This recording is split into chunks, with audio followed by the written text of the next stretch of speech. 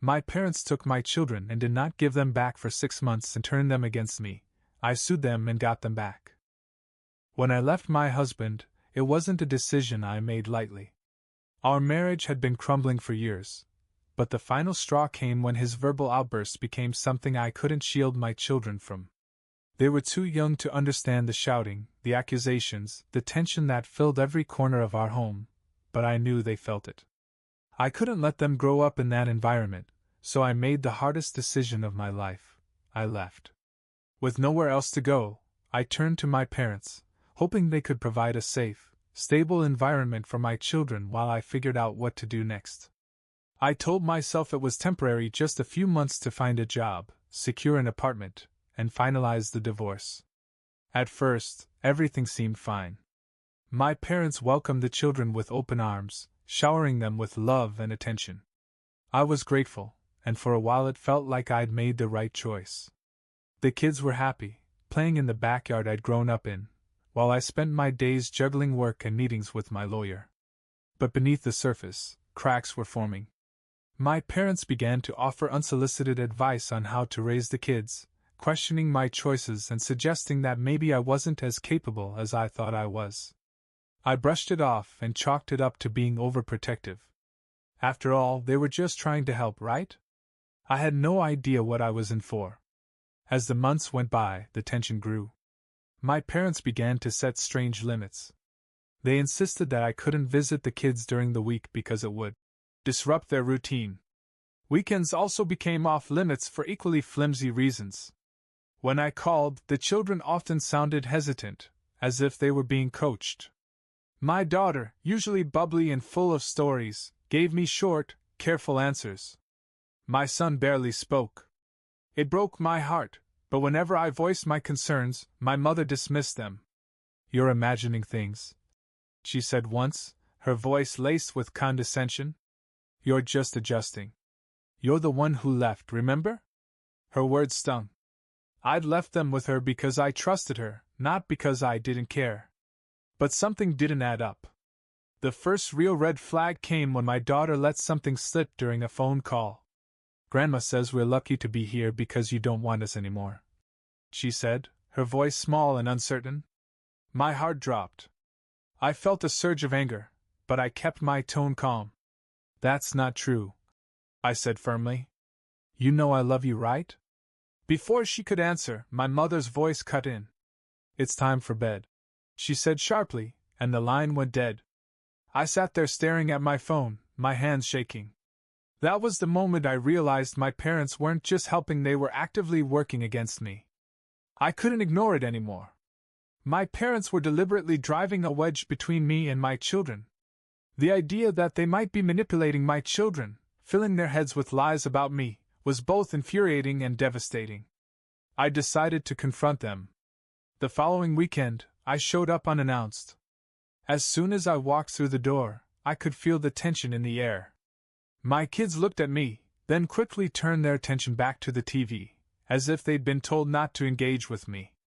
"I need to talk to you," I said to my mother, trying to keep my voice calm. She crossed her arms and sighed, clearly annoyed. "We're in the middle of making dinner. Can't this wait?" "It can't," I said firmly. We stepped into the living room and my father joined us, standing behind her like a silent enforcer. "What's this about?" my mom asked, her tone icy. I didn't mince words. "The kids are telling me things you said about me. That I don't love them, that I left them because I didn't want them. What's going on?" My dad frowned, but it was my mom who spoke. "We're just being honest with them," she said coolly. "They deserve to know why their mother left them." Her words hit me like a punch. "I didn't abandon them," I shouted. "I trusted you to take care of them while I got my life together. And this is how you repay me?" My father stepped in, his voice deep and threatening. "Lower your voice. You're upsetting the kids." I realized then that they weren't going to back down. They saw themselves as the rightful guardians of my children, and they had no intention of letting them go. I left that day more determined than ever. If they were going to play dirty, I was going to fight back with everything I had. I couldn't sleep that night. My parents' betrayal gnawed at me, and the thought of my children being manipulated into thinking I didn't care about them kept me awake. I knew I couldn't let this go on. The next morning I began researching custody laws and contacting attorneys. It wasn't easy, money was tight, and I wasn't sure where to start. But after a few consultations, I found an attorney who seemed both competent and compassionate. As I explained the situation, she listened intently, her expression growing more serious with each word. "This isn't just a custody battle," she said. "It sounds like your parents are engaging in parental alienation. The courts don't look kindly on that." Her words gave me a ray of hope. For months I had felt powerless, but now I had someone on my side who knew how to navigate the system. Over the next few weeks, my lawyer helped me gather evidence. I compiled every text message and email exchange with my parents, highlighting their controlling behavior and refusal to let me see my children. I also documented the times my children mentioned being told lies about me. Meanwhile, I continued to reach out to my children. I called them every day, even if the conversations were short and tense. I wanted them to know that I was still here, still fighting for them, even if they didn't fully understand what was happening. The legal process was slow, but I felt a growing sense of determination. My parents had crossed a line, and I wasn't going to let them rewrite the history of my relationship with my children. As my legal preparations gained momentum, my relationship with my parents deteriorated. They seemed to sense that I wasn't going to back down, and their behavior became even more manipulative. One day I called my daughter during lunch and she whispered, "Grandma said you might not want to call us anymore. She said it's easier for everyone if we just stay here forever." My heart broke, but I remained calm. "I will always want to talk to you, sweetheart," I said quietly, knowing that my mother was probably hovering nearby, listening to every word. Shortly after that call, my parents stopped returning my phone calls altogether. When I visited their house, they wouldn't let me pass the front door, claiming the kids were busy with homework or too tired to see me.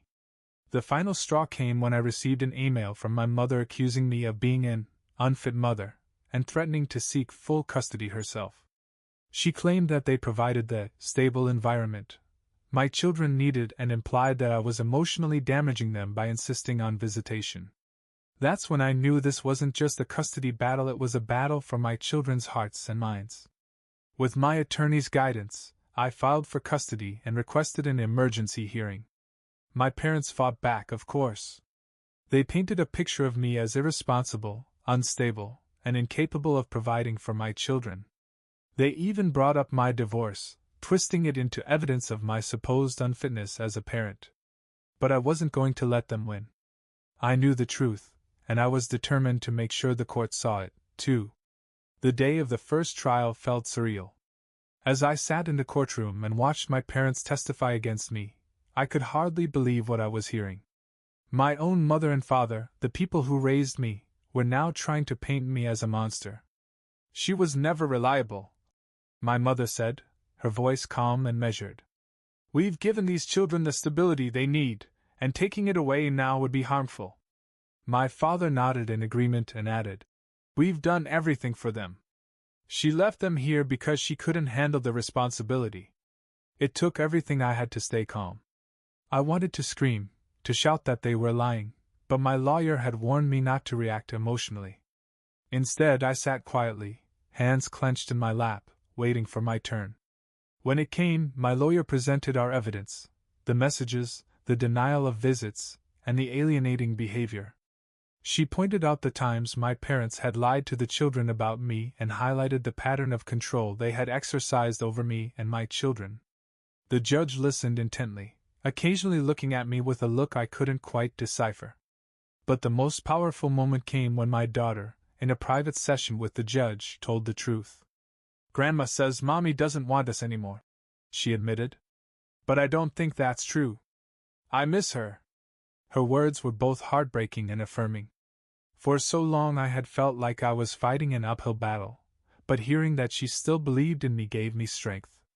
When the hearing ended, the judge announced that a full investigation would be conducted and temporarily ordered my parents to allow supervised visits. It wasn't the victory I was hoping for, but it was a start.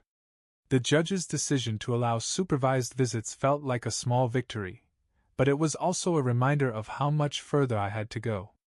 I took every opportunity during these visits to reconnect with my children, even as my parents hovered nearby, watching like hawks. At first, the visits were awkward. The children seemed hesitant, unsure if they could trust me after all they'd been told. My daughter asked tentative questions like, "Why don't you live with us anymore?" And, "Do you love us?" My son, who is quieter by nature, clung to her and avoided eye contact. I answered their questions honestly but gently, making sure they knew I was always there for them. Slowly I saw their walls come down. They began to laugh again, hugged me tightly when I arrived, and asked when they could come home. Meanwhile, my attorney and I worked tirelessly to strengthen my case. We brought in a child psychologist to assess the impact of my parents' behavior on the children. The psychologist's report was damning. It outlined clear evidence of alienation and manipulation, as well as the emotional damage it had caused my children. We also uncovered financial discrepancies in my parents' handling of the children's care. They had exaggerated their expenses to portray themselves as the primary caregivers, but bank records told a different story. My attorney presented these findings to the court at the next hearing. She argued passionately that my parents' actions weren't just controlling, they were harmful. "This is not about what's best for the children," she said. "This is about power and control." The judge seemed to take her seriously. He ordered an independent investigator to visit my parents' home and assess the situation. It was a crucial step in proving that I was the better parent for my children. The court-appointed investigator was a no-nonsense woman named Ms. Patel. She arrived unannounced at my parents' home one afternoon, taking them completely by surprise. I wasn't present during the visit, but I later learned from my lawyer that it was tense and revealing. Ms. Patel spent hours observing my parents' interactions with the children. She asked pointed questions about their routines, their schooling, and the boundaries my parents said they had set for the children's well-being. My daughter later confided in me that Ms. Patel had spoken to her privately. She asked if Grandma ever said bad things about you. My daughter said quietly during one of our supervised visits. "I told her yes. She seemed nice, so I told her everything." This admission was both heartbreaking and hopeful. It meant that someone outside our family was finally seeing the truth. A week later, Ms. Patel came to my house. I made sure everything was spotless and welcoming, even though I was incredibly nervous. She asked about my daily routine, my work, and how I planned to support the children if they returned to me. I showed her the little room I had set up for my children, decorated in their favorite colors and filled with books and toys I knew they would love. "I just want them to feel at home," I said, trying to keep my voice calm. Ms. Patel didn't reveal much during the visit, but her kind smile as she left gave me a glimmer of hope. 2 weeks later, Ms. Patel filed her report with the court. My lawyer called me as soon as she received a copy. "It's good news," she said. "The investigator's findings are very favorable to your case." The report detailed numerous instances of my parents' alienating behavior. It highlighted their refusal to allow me access to my children, the negative comments they had made about me, and the detrimental effect this had on my children's emotional well-being. She also noted that my home was safe, stable, and fully prepared for the children's return. Ms. Patel recommended that the court grant me full custody with limited supervised visitation for my parents. Hearing those words felt like a weight had been lifted from my shoulders. For the first time in months, I allowed myself to believe that this nightmare might actually come to an end. The final custody hearing was tense. My parents, flanked by their lawyer, seemed confident, as if they believed they could still manipulate the outcome. I tried to keep my composure, but the sight of my children sitting next to them, looking unsure and nervous, made my heart ache. My attorney presented Ms. Patel's report to the judge, highlighting the evidence of alienation and manipulation. She spoke passionately about my devotion to my children and my willingness to provide them with a stable and loving home. When it was my parents' turn to speak, they doubled down on their accusations. My mother claimed that I was too busy with my own life to be a good mother, while my father argued that they had rescued my children from an unstable environment. But the judge wasn't convinced. He questioned them about the report, especially the findings that they had intentionally interfered with my relationship with my children. Their answers were evasive and defensive, and it became clear that they had no real justification for their actions. Finally, the judge made his decision. He granted me full custody of my children, citing the harmful effects of my parents' behavior and their attempts to alienate the children from me. My parents were granted supervised visitation, but only under strict conditions. The judge's words hit my parents like a hammer. My mother's face turned pale, and my father looked as if he couldn't believe what he was hearing. Meanwhile, tears were streaming down my face not from sadness, but from relief. My children were coming home. While the custody battle was over, the legal repercussions for my parents were just beginning. The court found their actions to be not only manipulative, but legally abusive. Filing false claims, withholding the children, and attempting to alienate them from me were serious offenses. They were sentenced to 2 years in prison for their actions, a decision that shocked even me. I didn't want it to come to this, but the court was clear: their behavior was unacceptable and there had to be accountability. When I told my children about the outcome, I kept it simple. "Grandma and Grandpa made some bad choices," I said gently. "Now they have to face the consequences. But you're home with me, and that's what matters." My children seemed to understand in their own way.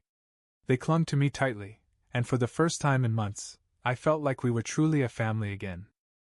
After all we'd been through, life was finally starting to feel normal again. My children and I settled into our routines, slowly rebuilding the trust and connection that had been strained by months of separation. There were moments of adjustment at first. My daughter would occasionally ask about my parents, wondering why they couldn't visit. My son, quieter and more reserved, would sometimes get anxious if I left the room for too long. But I reassured them every chance I got, reminding them that they were safe, that I wasn't going anywhere. In time, those wounds began to heal. I threw myself into being the best mom I could be, balancing work and family while making sure my children knew they were my top priority. I found joy in the little things: reading bedtime stories, cooking dinner together, even helping with school projects. As for my parents, I struggled to reconcile my feelings for them. They were in prison now, paying the price for their actions, and while part of me felt vindicated, another part of me mourned the loss of the people I had once trusted. But life has a way of moving on, even when you're not sure how to let go of the past. About a year after the custody battle, I met a new man. He was kind, patient, and understanding, and most importantly, he adored my children. At first I was cautious. I didn't want to disrupt the stability we had worked so hard to build. But over time, he became a source of support and comfort for all of us. One night, as we sat together after dinner, my daughter climbed onto his lap and said, "You make Mommy smile a lot." I couldn't help but laugh, and tears came to my eyes. For the first time in a long time, I felt like we were finally moving toward a brighter future. My husband, the children's father, remained distant, uninterested in their lives. At first it hurt, but over time I realized it was a blessing in disguise. He had made his choice, and I had made mine.